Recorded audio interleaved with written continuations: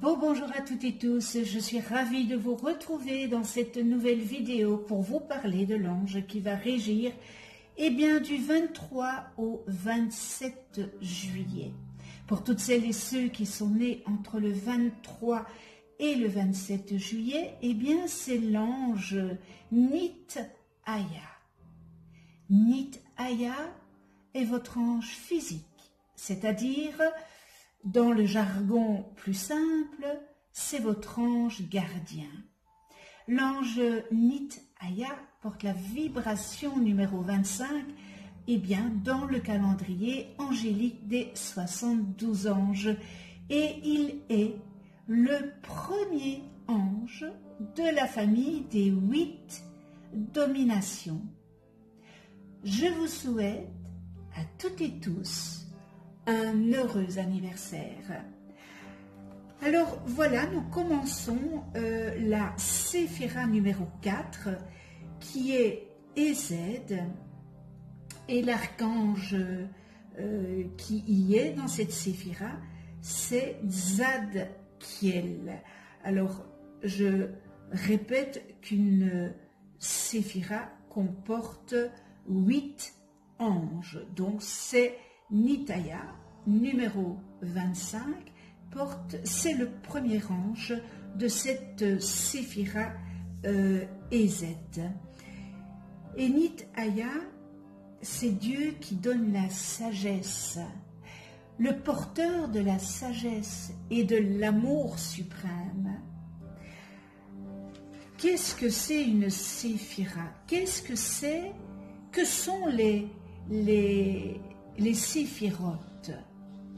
Alors, les séphirotes sont des centres de vie, des transformateurs énergétiques de l'énergie du Créateur.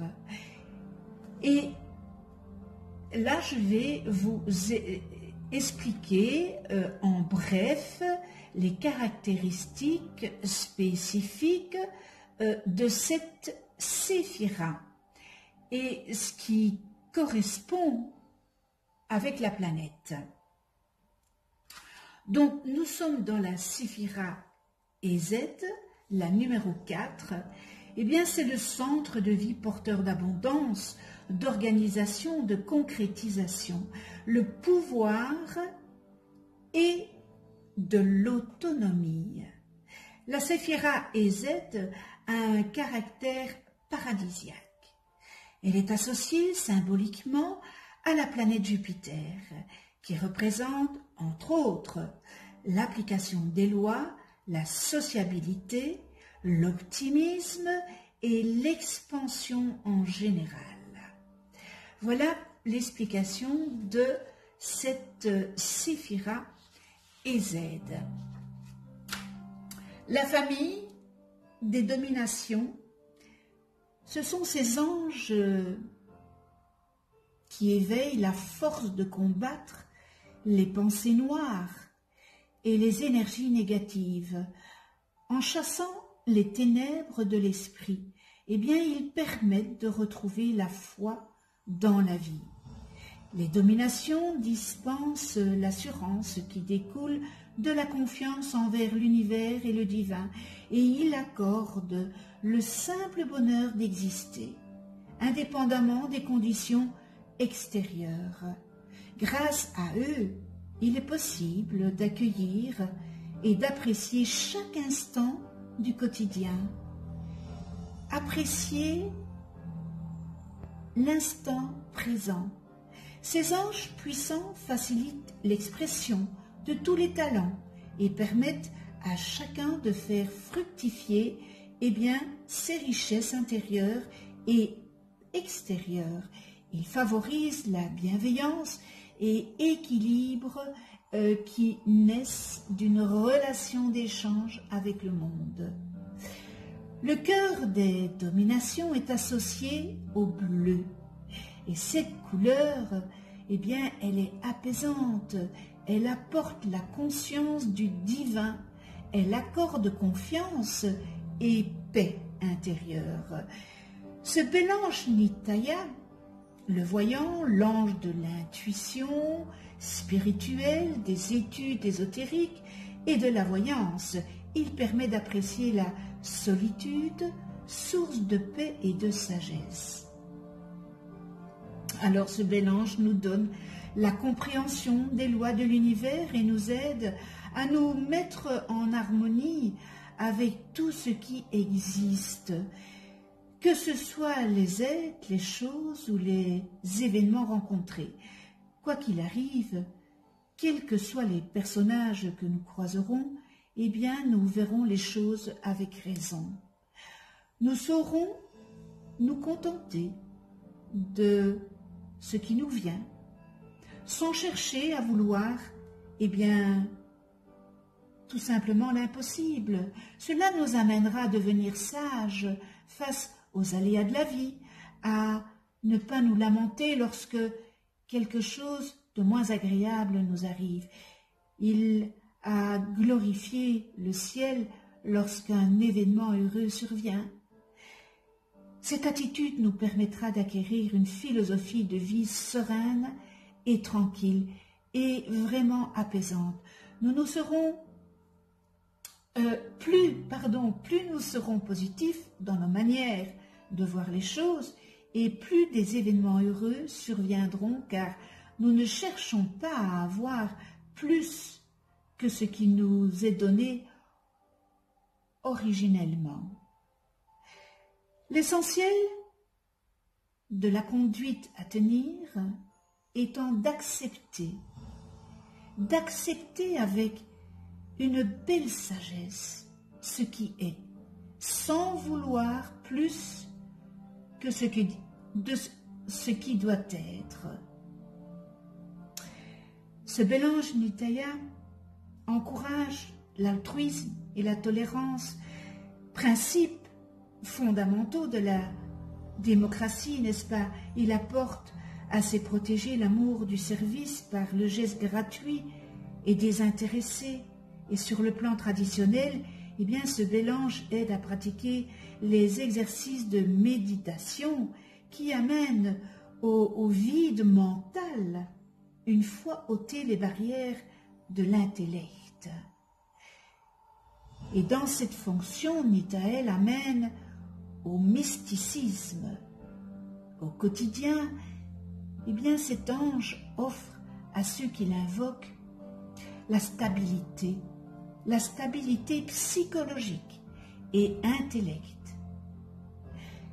Cet ange est aussi associé à la planète Saturne, favorise la robustesse physique et la sérénité intellectuelle. Lorsque l'on invoque cet ange, on peut lui demander son soutien pour comprendre un monde dans lequel on se sent de plus en plus étranger. Et vous me direz, mais je pense qu'il y en a beaucoup qui sont dans le cas pour le moment.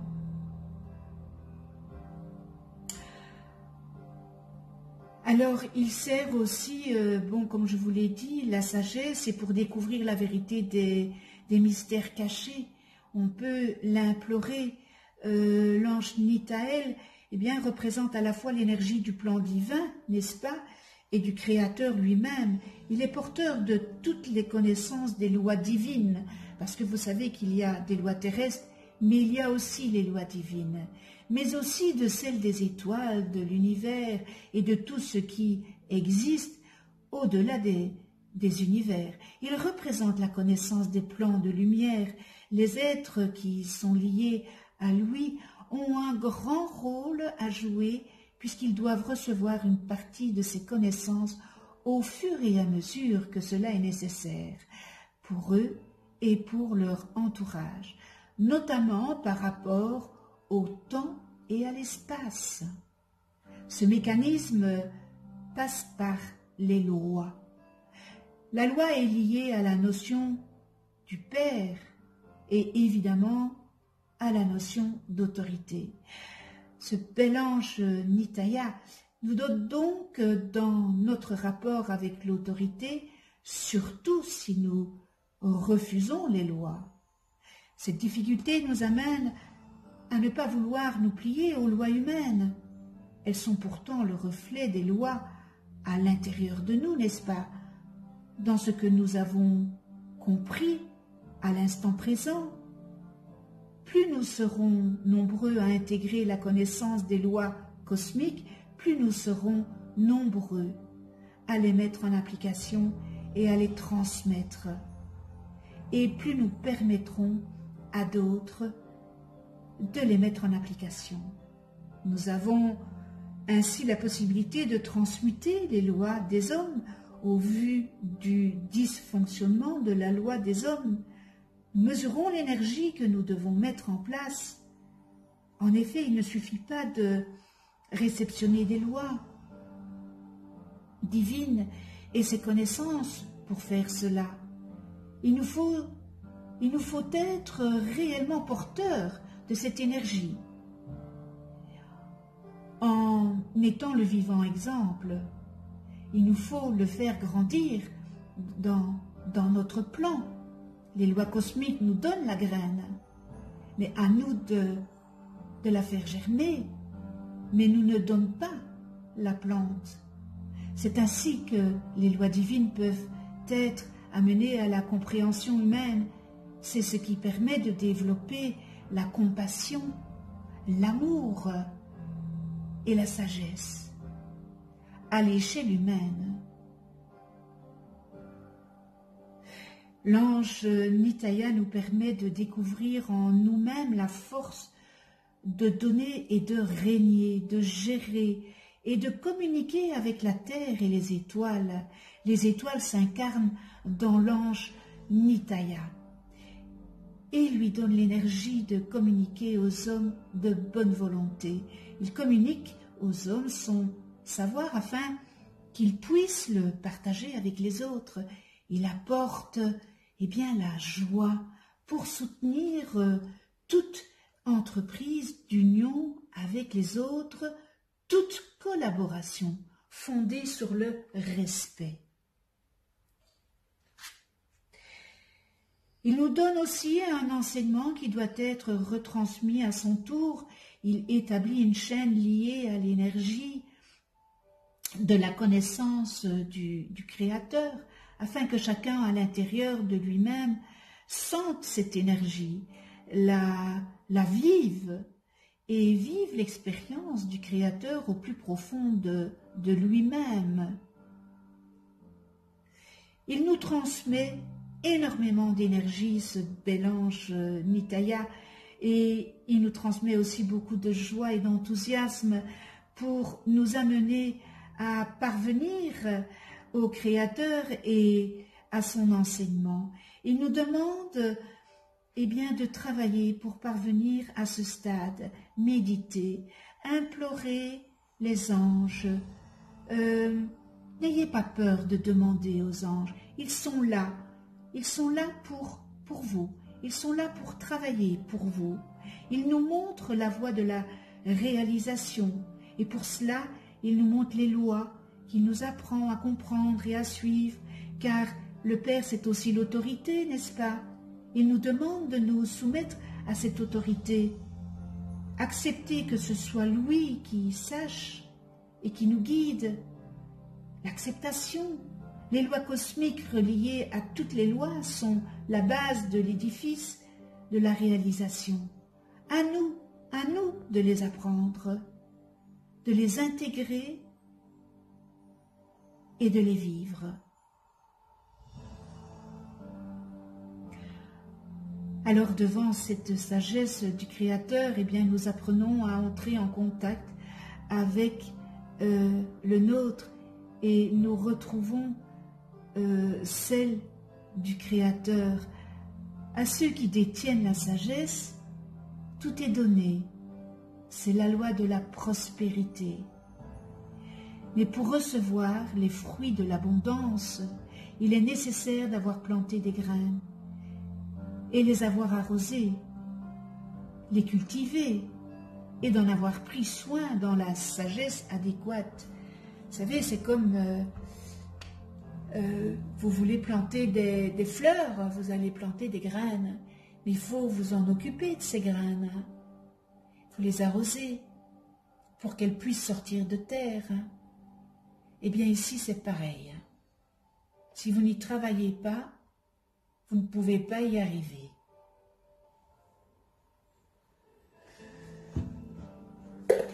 nous arrivons à la prière de ce bel ange Nitaya.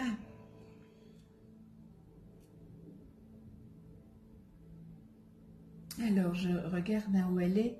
Voilà. Nitaya. Alors, fais qu'en moi, ta lumière soit solide comme un rocher. Fais que mes ambitions soient vastes, non pas pour m'imposer chez mes frères, mais pour refléter en eux tes divins pouvoirs. Permets-moi de voir ce que tu caches au regard profane. Entre guillemets, les profaneurs. Les profanateurs, pardon. Alors, aide-moi, bel ange Nitaya, à maîtriser mes tentations, à dominer mes pulsions, fais que mes efforts soient agréables à l'Éternel, maître des mondes. Fais aussi que j'utilise les dons et les pouvoirs que tu m'accordes, non pas pour gonfler ma vanité, n'est-ce pas, mais pour produire richesse et vertu pour tous, et ainsi faire progresser l'œuvre divine de la création vers son réel objectif, la félicité universelle, le bonheur, dans sa simplicité.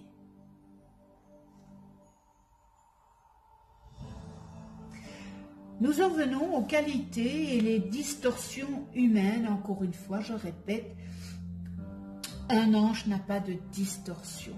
Un ange, il est pur à l'état pur. Un ange a toutes les qualités.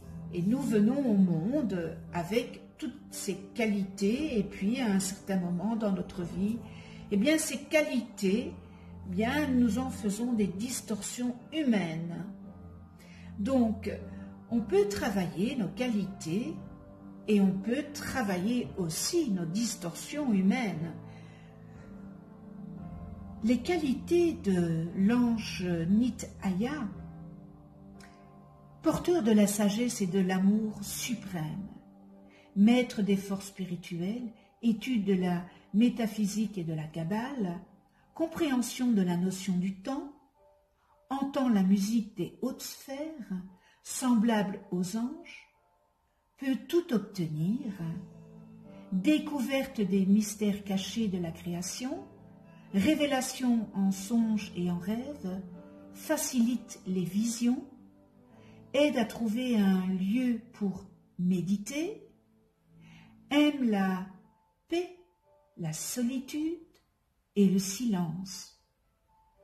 Personne calme, magie blanche, souhait du bien-être d'autrui. Et nous terminons dans les qualités le charisme spirituel. Nous retrouvons dans les distorsions humaines amour et sagesse illusoire, magie noire, pacte sanatique. Prêt à tout pour atteindre son but. Faux pouvoir spirituel, manipulateur spirituel qui agit avec un complexe de supériorité, incapacité à percevoir la magie de la vie et à accéder à ses multiples dimensions, renonce au créateur, au concept d'un créateur universel, athéisme, possession, encercellement, malheur, désespoir, intérêt matériel, égocentrisme, agité, incohérent, impatient. Et nous terminons dans les distorsions, va à l'encontre du destin et des lois universelles. Connais-toi toi-même et tu connaîtras l'univers. Si vous ne connaissez pas le nom de vos anges, inscrivez en dessous de cette vidéo eh bien, votre date et heure de naissance, je les calculerai gracieusement. Vous allez voir apparaître une vidéo sur votre écran où j'explique qu'est-ce qu'un ange, comment travailler avec les anges. Je remercie tous mes abonnés de votre écoute. Merci aussi à ceux qui ne sont pas abonnés.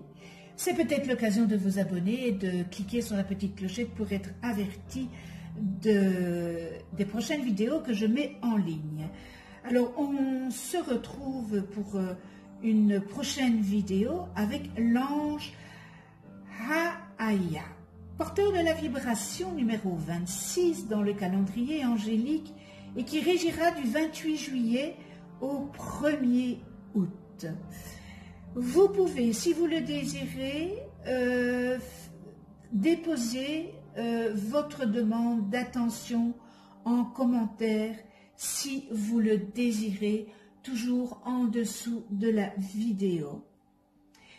Et d'ici là, de cette prochaine vidéo, prenez soin de vous dans la douceur. Prenez soin des personnes qui vous entourent. Prenez soin de ceux que vous aimez. À tout bientôt.